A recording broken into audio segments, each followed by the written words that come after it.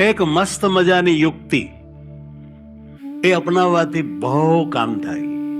એ યુક્તિ એ છે કે જેને ભગવાનમાં બહુ હેતુ હોય, જેને ભગવાનમાં અતિશય રસતરબર રહેવાતું હોય, જેને ભગવાનમાં વહાલનો કોઈ પાર ન હોય, એવા જે કોઈ સંત ભક્ત બેન ભાઈ હોય, એ એવા ભગવાનમાં જોડાઈ ગયેલા હોય છે કે એની કોઈ સીમા ન હોય.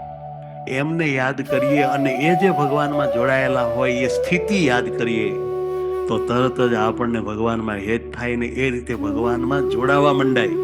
બીજી યુક્તિ એવી છે કે આપણે અહીંયા જે કોઈ આગળ પાછળ બધા બેઠા છે કે બધા જાણે કે ભગવાનના સ્વરૂપમાં અતિ ગાઢ પ્રીતિવાળા છે અને મહારાજ એના આત્મામાં અત્યારે પ્રગટ થયા છે સંત મંડળ વચ્ચે, અને આ ભગત મારી પાસે બેઠા છે, આગળ બેઠા છે, એ તો મહારાજની મૂર્તિમાં એકાકાર થઈ ગયા છે.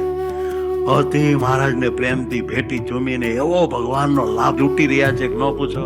આ તો પરમાત્માની સાથે પ્રેમમાં લટ્ટુ થઈ ગયા છે બધા. એક હું જ કોરો રહી ગયો. આ બીજી યુક્તિ છે. આવી રીતે જ્યારે ભાવના કરીએ ને ત્યારે ભગવાનમાં આપણે પણ એવા પ્રેમાળ થઈ જઈએ, લટ્ટુ થઈ જઈએ, અને ભગવાન પણ આપણને બાથમાં લઈને ચુમ્મા માંડે એટલા ભગવાનને આપણે વાલા લાગીએ. આજે આપણને ભગવાને 2 ટેકનિક શીખવાડી કે ને યુક્તિ. આવી બધી જે આંતરિક ફિલિંગોને લઈને આપણને પણ ભગવાનમાં તરત જોડાવાઈ જવાય છે. આ બધો સત્સંગ સમૂહનો ફાયદો છે. માટે આવી યુક્તિઓ અપનાવીને, આવી લટક શીખીને ભગવાનના સ્વરૂપમાં જોડાતા શીખીએ.